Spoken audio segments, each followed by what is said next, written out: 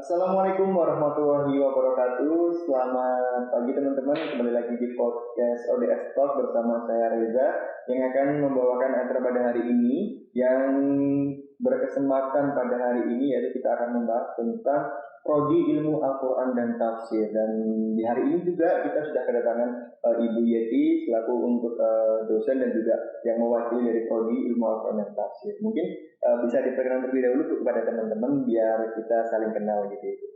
Ya, terima kasih. Assalamualaikum warahmatullahi wabarakatuh, teman-teman semuanya.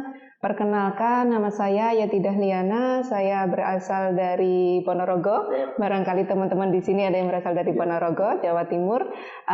Dan kebetulan saya mendapatkan amanah untuk sedikit menyumbangkan keilmuan di bidang ilmu Al-Quran dan Tafsir di Prodi Ilmu Al-Quran dan Tafsir Universitas Muhammadiyah Surakarta. Oke teman-teman, jadi di hari ini kita akan sedikit banyak membahas tentang Prodi Ilmu Al-Quran dan Tafsir, dan juga kita akan sedikit membahas tentang isu yang beredar dan juga yang naik di antara masyarakat.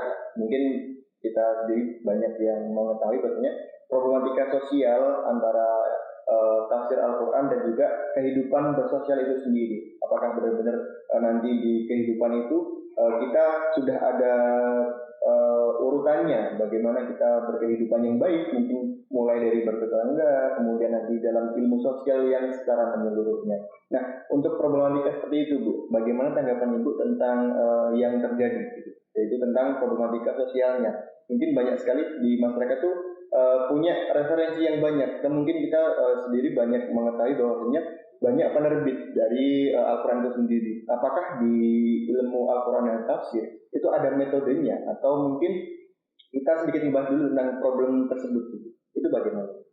Problem yang seperti apa nih maksudnya? Yang ya seperti kayak apakah memang benar untuk ketika kita di perkehidupan itu ilmu terjemahnya atau mungkin tafsirnya itu apakah beragam semua, atau mungkin ada ternyata sesuai penerbit itu punya metode yang lain gitu? Kalau untuk terjemahan sendiri memang kita mengacunya kan dari kementerian ya, dari Kementerian Agama Republik Indonesia, yang mana terjemahan itu biasanya kan sudah ada Dewan Pentasihnya. Iya, ada Dewan Pentasih sendiri yang mana itu memang ada seperti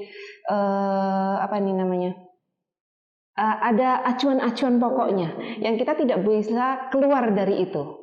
Artinya di situ ketika kita mau mengalih bahasakan ya, kalau seperti itu kan terjemahkan alih bahasa, kita memang harus menyesuaikan dengan karakter bahasa Indonesia itu sendiri tentu saja, tetapi juga tidak boleh keluar dari makna-makna yang ada di Al-Quran itu sendiri. Seperti itu. Kalau untuk menanggapi tafsir sendiri di lingkungan masyarakat, menurut Ibu di lingkungan masyarakat itu apakah sudah memahami sebenarnya? Kalau kita bicara tafsir kan banyak sekali ilmu yang di belakangnya, entah itu mungkin kita ada hadisnya, kemudian ada kalau bisa dikatakan tata bahasanya, itu apakah kemampuan masyarakat untuk mengetahui sudah ada, atau hanya ya udah ketika sudah ada Al-Quran yang ada terjemahannya dan artinya itu sudah memakainya itu seperti apa? Kalau di masyarakat awam kita di akar rumput itu biasanya ya tafsir-tafsir yang biasa dipakai itu adalah tafsir-tafsir yang mana itu sifatnya masih seperti langsung di pelaksanaannya seperti itu. Jadi artinya di situ seperti ilmu balaghahnya, kemudian bagaimana di kategori ilmu tafsirnya, metodologinya itu tentu tidak dipelajari di situ, tetapi di masyarakat biasanya langsung kepada aplikatif. Sesuatu yang memang diaplikasikan yang bisa untuk langsung diterapkan di masyarakat itu sendiri. Tapi untuk misalnya kayak rujukan buku-buku itu biasanya ya ada beberapa buku-buku seperti tafsir Jalalain yang mana itu metode tafsirnya adalah metode global ijmali yang memang itu bahasanya lebih santai, itu lebih bisa dipahami gitu. Kalau untuk tafsir-tafsir yang beredar yang di masyarakat saat ini, barangkali untuk yang kaum awam itu kan belum begitu belum familiar dengan kitab-kitab tafsir, kecuali di lingkungan akademisi seperti itu. Nah tadi disebutkan bahwasanya ada metodologinya. Nah yang diterapkan sendiri di ilmu Al-Quran dan Tafsir di UMS itu seperti apa Bu metodologinya? Oke, sebelumnya untuk tafsiran itu sendiri ada 4 macam, ada 4 kategori tafsir yang biasa digunakan. Yang pertama ada ijmali atau global, kemudian ada tahlili atau analitis, kemudian ada muqarron atau biasa muqarrin gitu, itu adalah perbandingan, dan yang keempat itu ada maudhu'i atau tematis. Nah, itu beberapa metode yang biasa digunakan dalam ilmu tafsir.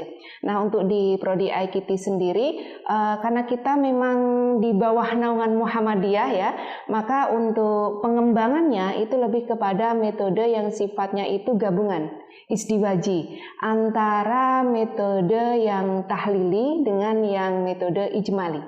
Nah, antara dua itu yang mana kalau di dalam perkuliahan kita memang mengenalkan keempat metodologi yang sudah saya sebutkan di depan tadi, tetapi untuk penelitiannya, untuk kemudian dalam hal penulisan karya-karya ilmiah dan lain sebagainya itu tentu disesuaikan dengan kebutuhan masing-masing.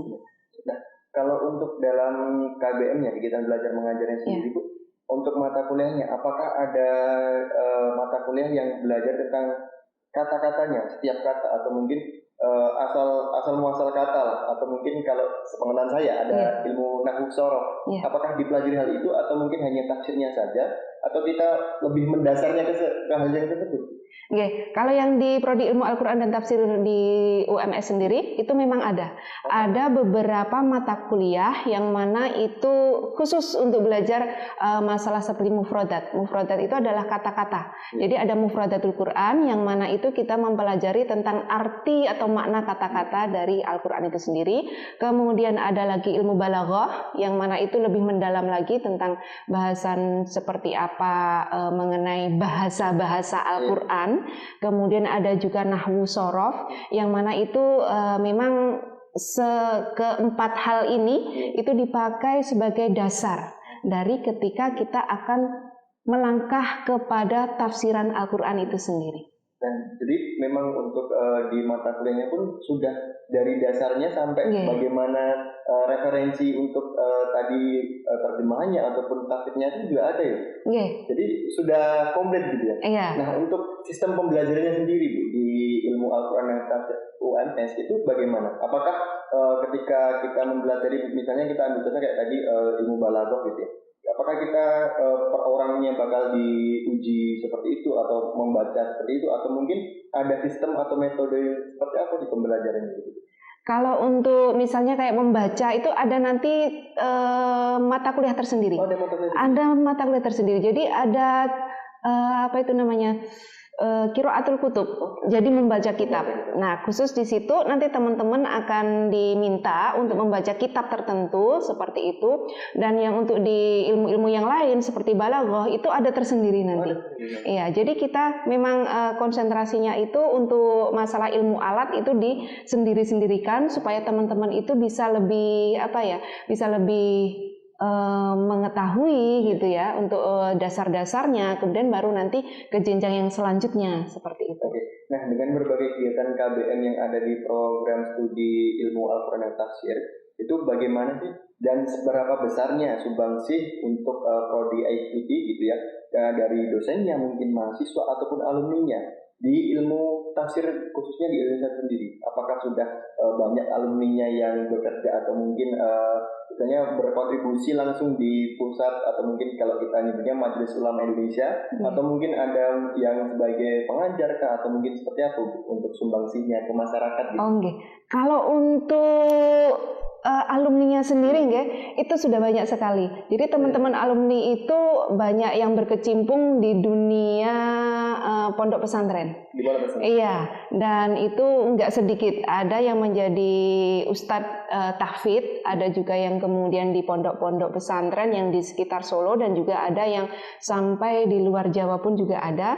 Dan kemarin juga ada beberapa teman-teman alumni itu yang di pusat kajian Al-Quran. Ada yang di Litbang kalau nggak salah itu di Jakarta, jadi di pusat kajian ilmu Al-Quran di situ. Jadi memang kalau untuk alumni sudah menyebar luas ya. Kalau saya di rumah gitu ya, di lingkungan saya itu masih ada pesantren. Jadi Kalau sistem pembelajarannya ya kita ada di kelas, kemudian nanti ada kita saling membaca, jadi sama temen itu ketika ada salah arti kita saling mengoreksi seperti itu. Nah, kalau di ilmu Al-Quran dan Tafsir UMS, apakah ada kegiatan itu mahasiswanya ya terutama?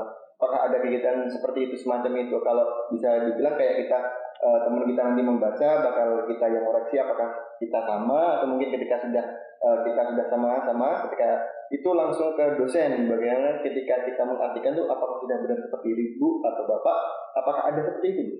Kalau untuk kegiatan teman-teman mahasiswa sendiri ya, itu memang ada beberapa kegiatan yang mana itu bernaung di bawah HMP, Himpunan Mahasiswa Prodi, yang mereka juga sangat aktif sekali teman-teman saat ini. Ada berbagai macam kegiatan yang diselenggarakan oleh teman-teman HMP. Kemarin belum lama teman-teman ada semacam camping Quran. Ada camping Quran dan itu diadakan oleh teman-teman HMP. Dan di situ kegiatannya ya memang untuk tadabbur Quran seperti itu. Jadi ada kegiatan yang mana itu semuanya itu tidak lepas untuk memberikan kontribusi ya dalam bidang ilmu Al-Quran dan juga tafsir. Dan bagaimana teman-teman semuanya itu bisa mengaplikasikannya, kemudian bisa memberikan sumbangsihnya di tengah-tengah masyarakat tentunya. Nah, kalau di ilmu Al-Quran Tafsir UMS, apakah ada kayak sistem, kalau mungkin kita dulu di mahasiswa baru ya Bu, ada masa yang bahwasanya kita harus melaksanakan pengenalan-pengenalan, kemudian ada sobron. Nah, di program studi ilmu Al-Quran Tafsir, apakah ada sobron lagi? Karena kan kita kalau pandangan saya ini, mohon maaf sebelumnya, itu kan pandangannya ketika ilmu Al-Quran dan Tafsir itu kita mempelajari tafsir yang bahwasanya kita ada beberapa cara-caranya. Itu kan tidak bisa hanya kita istilahnya hanya menghafal teorinya, kemudian kita perlu praktek. Apakah ada program seperti itu nggak bisa? Oke, sebelumnya sedikit ya mengulas mengenai apa itu tafsir sendiri ya. Nah, tafsir itu kan sebenarnya sebagai sebuah usaha untuk memahami Al-Quran. Nah, dari zaman ulama-ulama dahulu, mufasir, baik dari zaman klasik sampai dengan zaman kontemporer itu memerlukan sebuah alat yang mana dipakai untuk bisa memahami Al-Quran. Nah, tafsir itu adalah salah satu alatnya yang dipakai untuk kemudian kita bisa memahami pesan-pesan ketuhanan yang memang tertuang dalam ujaran-ujaran kitab suci seperti itu. Nah, di kita sendiri selain di dalam mata kuliah tentunya di situ juga ada beberapa tuntutan, bukan tuntutan sih sebenarnya, tetapi kegiatan-kegiatan yang memang diperuntukkan oleh bagi mahasiswa di Prodi Ilmu Al-Quran dan Tafsir, yang itu juga bisa mendukung seperti apa pemahaman terhadap tafsiran itu sendiri. Ada beberapa program-program yang memang dimaksudkan, diberikan sebagai sarana bagi teman-teman mahasiswa itu untuk bisa mengembangkan pemikiran dalam bidang tafsir. Nah, sebelumnya ini kan mungkin kalau kita di prodi lain gitu ya Bu, ada kayak mungkin PKM dan sebagainya. Di program ilmu Al-Quran Tafsir itu apakah ada program seperti itu? Apakah tetap sama atau mungkin ada ilmunya itu berbeda? Kalau mungkin kita di program studi lain gitu ya, misalnya kayak pengabdian masyarakat, bahwasanya kita sudah prodinya. Nah, kalau untuk di program ilmu Al-Quran dan Tafsir sendiri, itu kegiatan mahasiswanya untuk berprestasi khususnya itu bagaimana Bu? Jadi untuk sistemnya misalnya kayak kan ada kayak lomba PKM dan sebagainya. Apakah ada wadahnya atau apakah sudah ada mata kuliah yang mewajibkan itu? Mungkin kita misalnya kayak ilmu kehidupan kewirausahaan mungkin selain dari ilmu tafsir ya Bu. Apakah ada seperti itu Bu? Ada salah satu mata kuliah yang mana itu kita kenal dengan life skill. Life skill di situ berisikan juga bagaimana teman-teman itu bisa mengaplikasikan apapun bentuk dari kreativitas teman-teman semuanya. Ada yang kemudian kemarin wirausaha, kemudian ada juga yang menjadi pengajar, ada juga yang kemudian berkontribusi di bidang-bidang yang lain, dan itu semua tetap terangkum dalam mata kuliah tersebut ya. Tetap kami berikan lahan bagi teman-teman untuk bisa mengekspresikan passionnya di mana, kemudian seperti apa arah yang ingin mereka capai di masyarakat, itu juga tetap ada. Jadi tidak dibatasi ya Bu? Jadi mahasiswa pengen berkreasinya seperti apa, itu dibebaskan? Iya, kalau yang di ilmu Al-Quran dan tafsir memang ada beberapa program yang mana membebaskan mereka untuk berkontribusi di masyarakat seperti apa, tetapi juga ada beberapa program yang mana itu sudah tetap dalam cakupan ilmu Al-Quran dan tafsir. Berarti memang untuk berprestasi pun sebenarnya ilmu Al-Quran dan tafsir itu tetap bisa mewadahi dan juga tetap bisa mengikuti untuk yang program yang lainnya gitu. Apalagi kan mungkin kalau ketika kita mendengar kata ilmu Al-Quran dan tafsir, pasti kita fokusnya ke situ semua. Kan pasti kalau ketika seperti itu kan ada wah nanti akademisnya yang lain seperti apa? Iya, seperti seolah-olah terbatasi hanya pada ilmu Al-Quran saja dan tafsir. Tetapi di sini tidak, kami tetap memberikan semacam kebebasan gitu pada teman-teman di prodi Al-Quran dan tafsir yang mana mereka memiliki kreativitas. Pastinya teman-teman di prodi IKT juga memiliki kreativitas sama seperti teman-teman di mahasiswa di prodi-prodi yang lain ya, mereka juga pengen. Ada juga yang kemarin mengembangkan bakat di bidang broadcast. Nah, itu juga tetap ada. Jadi di HMP pun teman-teman juga ada di bidang medcom yang mana bidang itu biasanya memadai, memfasilitasi bagi teman-teman yang sangat tertarik dengan dunia IKT, dengan dunia TI, teknologi informasi. Nah, seperti itu. Jadi mereka juga tetap bisa tersalurkan bakatnya di situ, bisa tersalurkan minatnya di bidang tersebut. Nah, mungkin untuk wadah mahasiswa sendiri, selain ada HMP, mungkin ada kayak UKM lain untuk mewadahi bakat dan juga passionnya teman-teman mahasiswa gitu. Apakah ada yang lain? Kalau untuk PKM kita masih mengikut di universitas ya.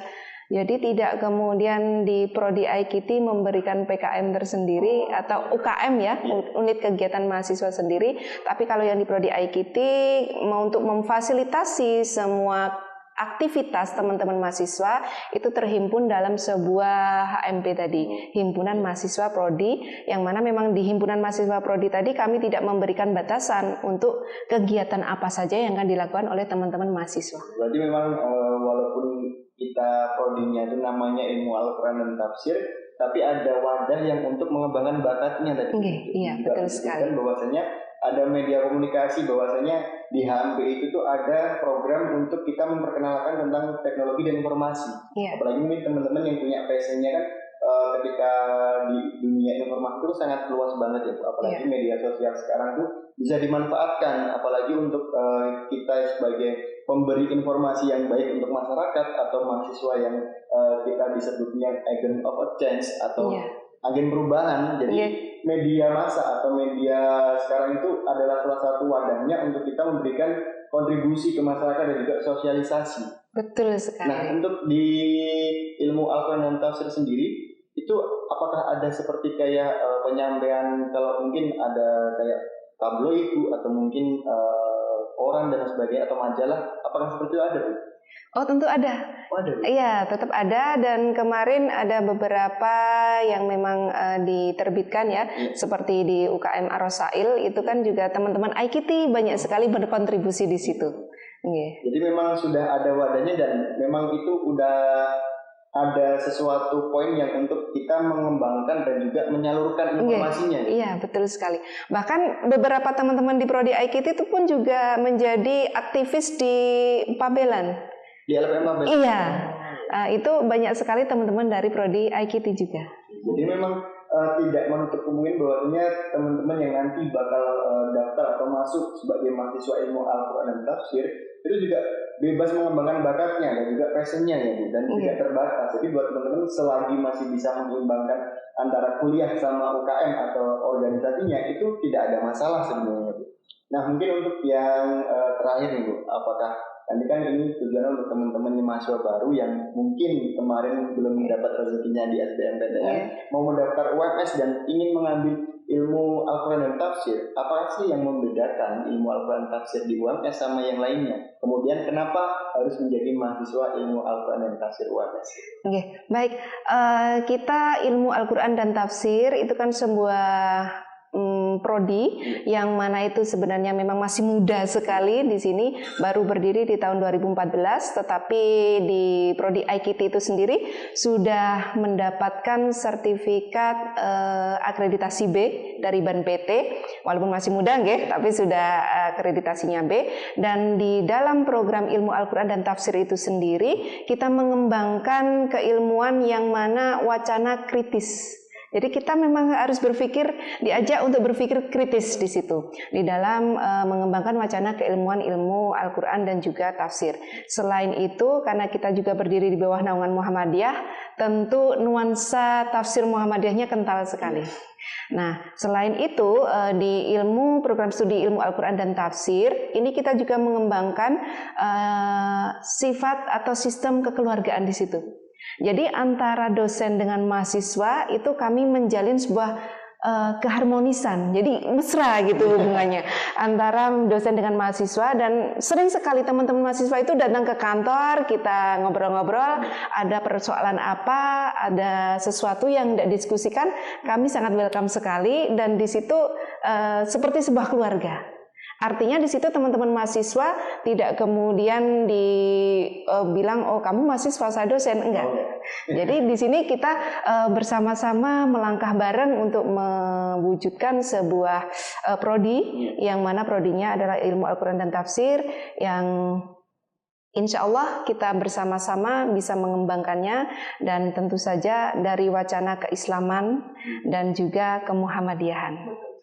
Dan buat teman-teman, ternyata di ilmu Al-Quran dan Tafsir itu juga kita dibebaskan untuk mengikuti UKM. Kalau mungkin teman-teman punya pikiran atau pandangan bahwasanya ilmu Al-Quran dan Tafsir nanti bakal mondok nih, atau mungkin bakal kita sering belajar terus buka-buka kitab terus gitu ya Bu. Ternyata tidak. Ternyata teman-teman nanti ketika menjadi mahasiswa ilmu Al-Quran dan Tafsir itu juga diperbolehkan untuk mengikuti UKM atau organisasi baik di tingkat universitas maupun di tingkat prodi. Jadi buat teman-teman, ilmu Al-Quran dan Tafsir adalah salah satu pilihannya teman-teman kalau misalnya pengen mendalami ilmu Al-Quran dan Tafsir lagi.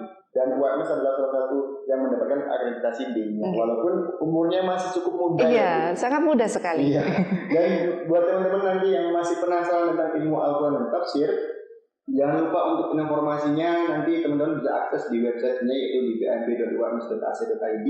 Dan juga buat teman-teman yang pengen informasinya selain di website, ada juga di Instagram, ataupun kalau teman-teman pengen DM gitu ya, atau pengen langsung ngechat ke adminnya gitu ya, langsung saja di @odsum_Surakarta. Dan jangan lupa ya teman-teman, untuk PMB UMS ini dibuka sampai tanggal 27 Agustus 2022. Jadi buat teman-teman jangan sampai ketinggalan dan jangan sampai telat lah pokoknya, karena UMS ini sudah mempunyai akreditasi yang unggul dan juga sangat bagus, apalagi kita salah satu universitas swasta terbaik ya, kemarin juga baru saja mendapatkannya. Dan buat teman-teman jangan lupa saksikan ODS Talk di IG-nya @odsum_Surakarta. Atau teman-teman mungkin masih bimbang atau masih bingung gitu ya, di UMS saya cocoknya masuk prodi apa ya Kak, atau mungkin saya sukanya tentang ilmu Al-Quran, kita pengennya itu bisanya masuk ke pendidikan agama Islam atau malah lebih diharapkan untuk di ilmu Al-Quran atau tafsir. Itu bisa teman-teman konsultasikan melalui WA di 0812 2700 0102. Jadi buat teman-teman nanti bisa langsung WA saja, chat saja, jangan malu dan jangan sungkan, karena pilihan prodi teman-teman akan menentukan masa depan juga buat teman-teman yang lebih bagus lainnya. Dan saya ucapkan terima kasih kepada Bu Yeti yang sudah hadir pada hari ini dan memberikan informasinya. Terima kasih kembali. Terima kasih ya Bu sudah memberikan ilmunya, karena menurut saya ilmu Al-Quran dan Tafsir itu kalau kita tidak tahu betul bakal salah mengartikan tadi banyak sekali gitu ya Bu. Dan ternyata di mahasiswa itu ketika kita sudah menjadi mahasiswa ilmu Al-Quran dan Tafsir, ternyata luas banget yang kita pelajari. Tadi juga ada disebutkan bahwasanya kita juga mempelajari juga ada informasi teknologi juga gitu ya. Dan buat teman-teman jangan sampai ketinggalan lah pokoknya. UMS ini salah satu pilihan yang tepat buat teman-teman yang kemarin mungkin belum dapat rezekinya gitu ya di SBMPTN. UMS adalah satu pilihan kampus terbaik swasta di Indonesia. Mungkin cukup sekian podcast ODS Talk hari ini. Apabila ada salah kata dari saya mohon maaf yang sebesar-besarnya. Akhir kata, wassalamualaikum warahmatullahi wabarakatuh.